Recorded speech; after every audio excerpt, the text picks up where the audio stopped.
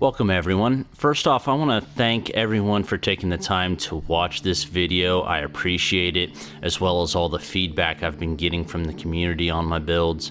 This particular build video is going to be a bit longer than the average because of all the information that we're going to be covering. We're going to be going over multiple sets, when to wear them.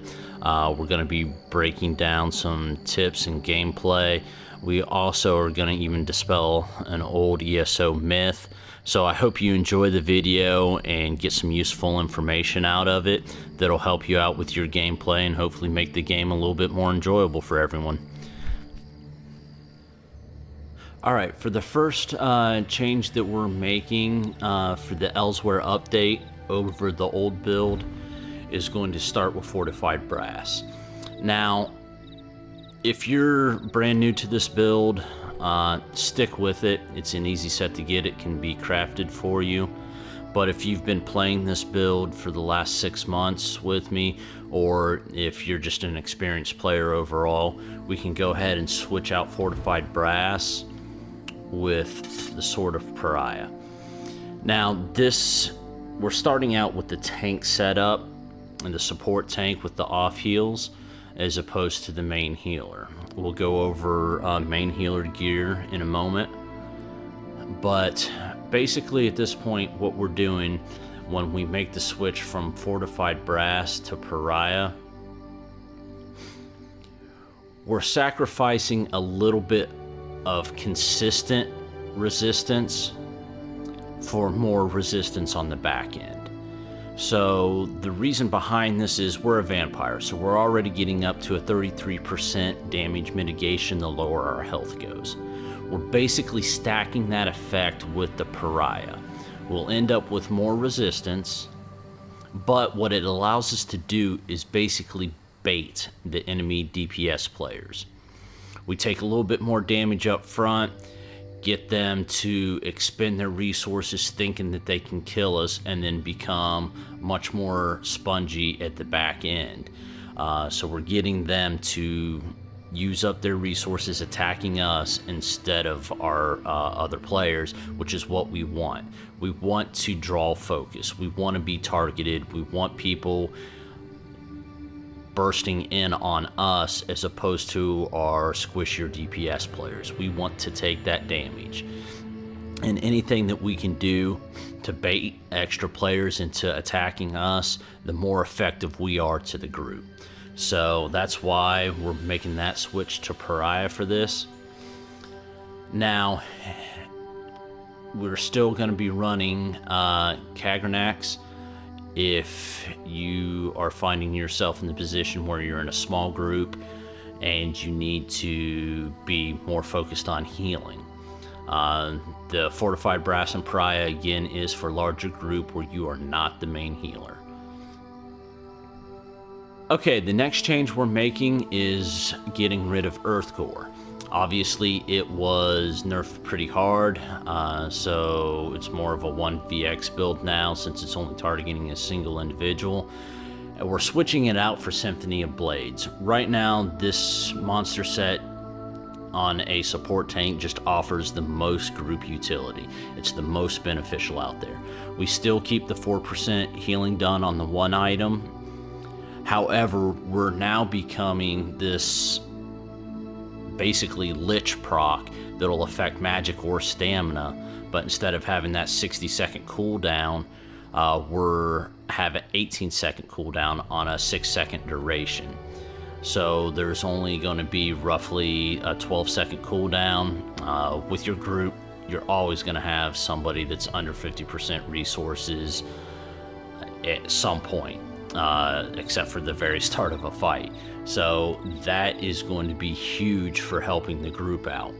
Now, with that said, the Symphony of Blades set is something I run when I have dedicated healers and we are good on healing.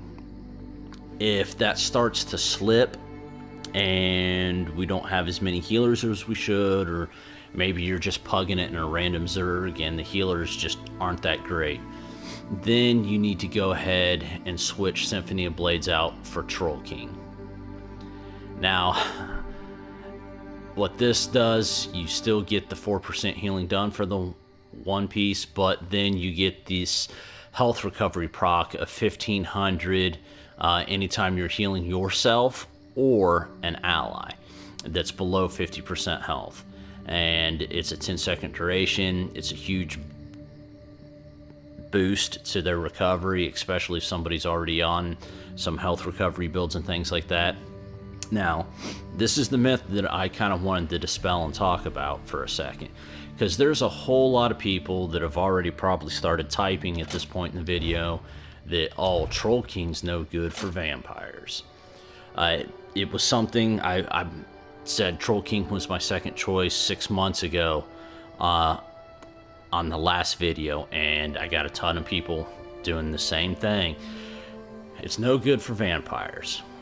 These are people that haven't tested it and not quite understanding gameplay on a vampire. Okay, so we put it on. Character. We're a stage 4 vampire. You can see health recovery is only 248. Let's go ahead and pop a potion, because you should have your potions up when you're in battle. Okay, there. Character. We're up to 1857 health recovery. It's phenomenal for vampires. Why is it also good for vampires on top of just that? Vampires misform. They can't receive healing when they're in misform. But misform does not affect their health recovery. So now, when they're damaged low, if you get that Troll King proc on them, they know that they can hit misform, get the huge reduction of damage coming in, and they're still getting the ticks from Troll King. It's a phenomenal set for healing, even if you're in a group with a bunch of vampires.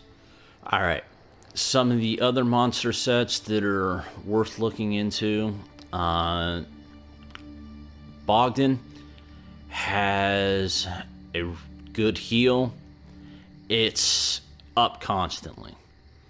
Even though it's only a 5% proc chance, the amount of healing, the amount of hots that you have on a huge Zerg and that number of people, it's a 90%, maybe even higher uptime when you're actually in combat. It's a really great set as far as the amount of procs. However, it has a very small radius, only 5 meters. So if your group is constantly moving, this doesn't follow a player. It's a stationary thing. I would only run it if you're in a ball group. If you're in a ball group and somebody's already running Troll King, it's phenomenal. It's a great heal. But if you're in a huge battle that's spread out and your team's not tight, or if your team's just on the move, they're going to be moving out of it because of it being stationary. That's its limitations. It's one of the reasons why I don't run it very often. Chokethorn, it's nice to have the extra magic recovery. It's a big heal. It's got good range when it attaches to the player. It allows them to move and do and still receive that huge heal. However, it is single target. That's, again, the reason why I will be bouncing between Symphony of Blades. When I have great healing, I don't need to affect healing for the group anymore, or Troll King, because the fact that it doesn't matter if I put a hot on somebody and we run in opposite directions and my mutagen hasn't run out on them, or rapid regen, and 20 seconds later we're 50 meters apart and they get that proc, it's invaluable. It can be debuffed with Defile and things of that nature. So that's its downside. So for your healing set, you have to kind of weigh in what it is your group's doing. For me and what I run, Troll King can't be beat. The next set that we're going to pair with this is Transmutation. With our setup, we do run 2 pieces light to get some extra passives out of the light armor. You can run this as your jewelry and weapons if you want full heavy armor setup and all the passes, but I like the little bit of reduction of cost and extra regen that we get out of the light armor passive, so I'm still going to be running 2 pieces of my armor in light. Of course, this adds all the extra protection from the crit resist. However, since my last video 6 months ago on this healer, there's a lot more people that have started running Transmutation, and if you have a main healer that's already running it, then you need to go ahead and switch it out for Gossamer. I'm still farming this and don't have it in the best traits yet, but we still retain one of our magic recoveries. We get 2 max stats, which will help our heals be a bit bigger. But the 5th piece has really been overlooked for a long time. The major evasion and getting that reduction of 25% has never been more important than it is right now. Just like 6 months ago when they made the change that shields could be critted, it made Transmutation a huge set, a very valuable set to run for group. That's kind of where we are with Gossamer also now. Because of the Necromancer, because of its ulti that's giving the 30% damage increase to their DPS, because it's applying major and minor vulnerability in AoEs, because it's applying the major breaches in AoEs, major fracture in AoEs. We need something to combat that. Gossamer's the way to do it.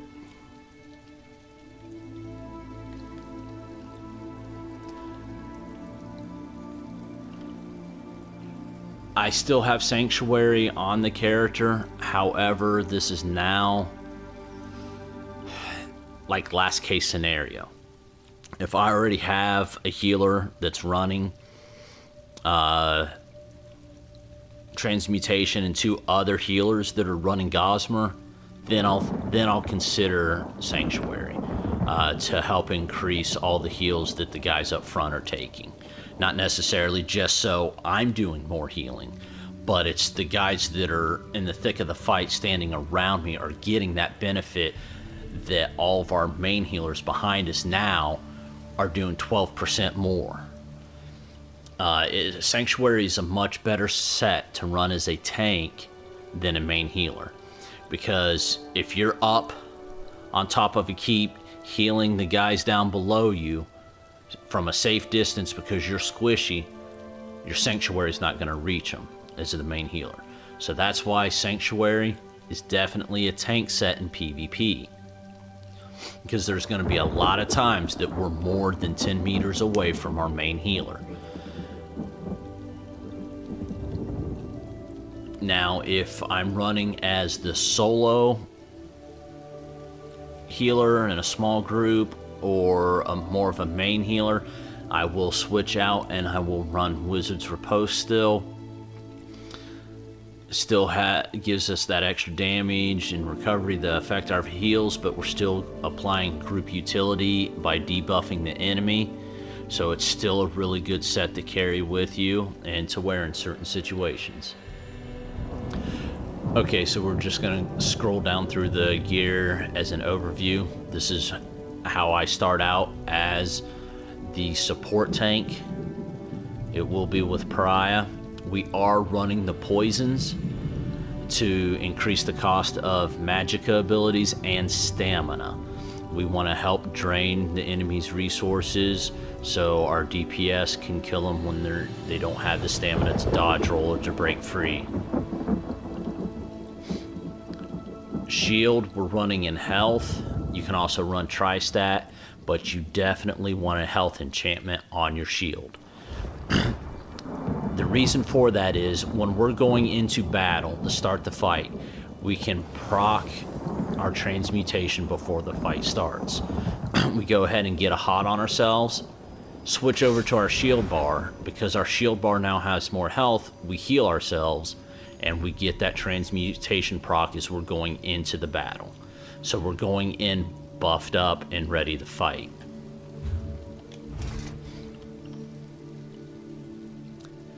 Back bar is obviously the resto staff. Of course, we run it empowered to get the most healing.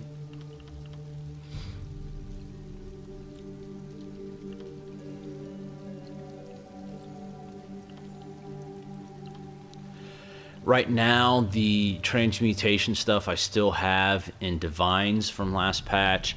I will be changing that and making those impenetrable and picking up the extra 500 crit resist as soon as I get the transmutations stones at the end of this current campaign. And I will be leaving the chest and legs infused for the max stats.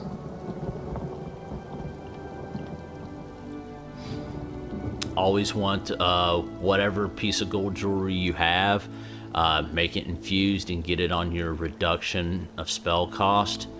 For the majority of your spells, that's going to be a 10% or higher reduction of cost.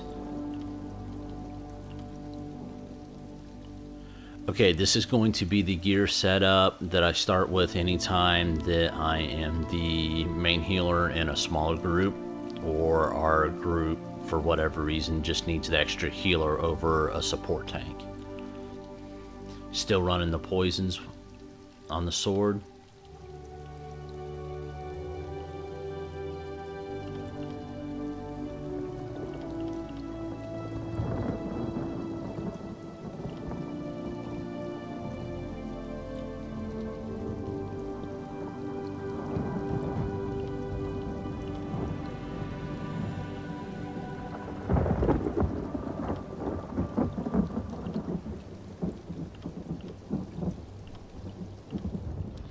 Alright, for our food, while we are in support tank mode, we're definitely running the tri-stat, get the most amount of resources.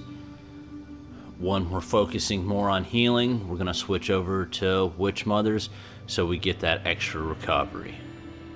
For the Mundus Stone, I really recommend that you guys play the build, feel it out, whatever you see as a need, fill it with the Mundus Stone. If you feel like you just need a little bit more max magic, put it on there. If you feel you need a little bit more health or, God forbid, more resistance on this particular build, then run it as your Mundus Stone. For me, I get the best results when I have the extra recovery running at all times, so I choose the Atro. But adapt this particular piece especially to your gameplay style. Whatever it is that you feel that you need, fill it with the Mundus. Alright, for skills, on our sword and board, lock and block bar, we have Elusive Mist.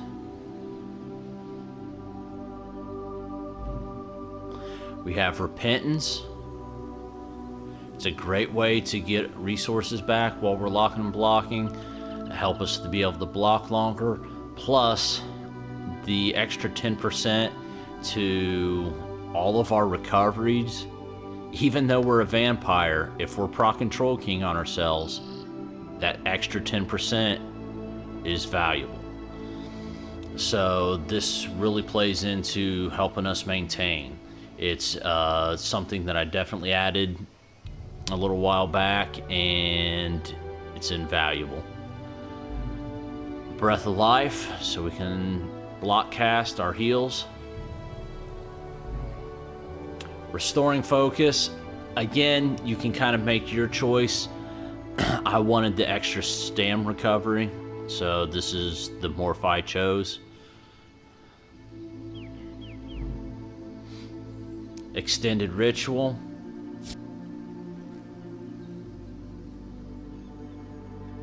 Every time we get into a fight and are going in, we will always make sure we have our ritual and our restoring focus down.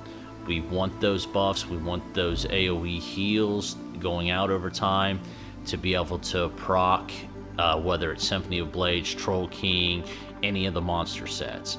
It is very important that to our survivability and the survivability of the group that we maintain these two at all times. On back bar, resto bar, rapid regen. Your main healer should be running the mutagens. Invigorating Drain is really my flex spot at this point. So I use it to stun for our DPS so they can line up their burst. However, in larger Zerg fights, if you're going to be doing that and not small grouping with this build, then you can look at running your rapids, your purges, your siege shields. Whatever it is that you're going to be doing as a role for that particular group, this is the flex spot where I put it. If you're going to be on RAM at all times, since you're that tanky, you should be. If you're in the support tank, definitely have Siege Shield. If you're going to be purge botting for the healers so they don't have to, you know, whatever your role is, fill it with that particular spot. Ritual Rebirth, this is basically our Breath of Life in an AoE form. Costs a good bit more, but heals a lot more players. Luminous Shards will always be on my bar, always be my choice, because it's group play. I want to be able to restore my team's resources. Keep it up, keep that cast out. Healing Springs, definitely go with this morph because of getting all the magicka back for hitting players. We went with the Practice Incantation morph to get the extra duration, more heals. For the champion points, currently running 51 into Ironclad. Reduce those direct damage hits as much as possible. 22 into Spell Shield for the extra resistance. 54 into Resistance, we want the crit resist. And then 37 and 37 for Hardy and Elemental Defender to hit that 9% mark. 23 into Thick Skin to get to 10%. Went ahead and keeping 19 into Quick Recovery just to help out with my own healing received, especially when we're in the tank scenario. And 27 into Heavy Armor so we get the extra physical resistance. 40 into Warlord, gotta break free. Siphoner, again, just same reason we're running those poisons. We want this to stack. We want to be able to drain as much resource from the people attacking us as possible. Make it that much easier for our DPS to kill them. 49 into Tenacity with the Templar passives and even the glyph on our resto bar. We're going to be getting a lot of resources back every time we heavy attack. 56 into Arcanist.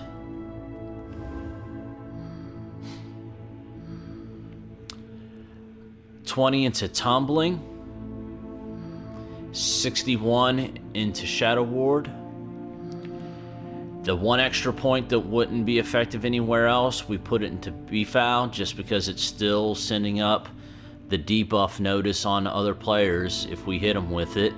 And hopefully that's causing them to call for a purge or even purge themselves, help waste some extra resources.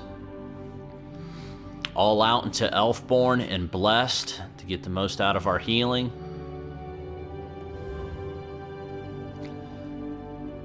$53 into Staff Expert. 16 into Master of Arms. Okay, I want to thank everybody that stuck it out watching this long of a build video.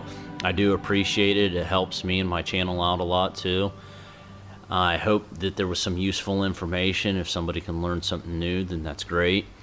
I appreciate it, guys, and see you next time.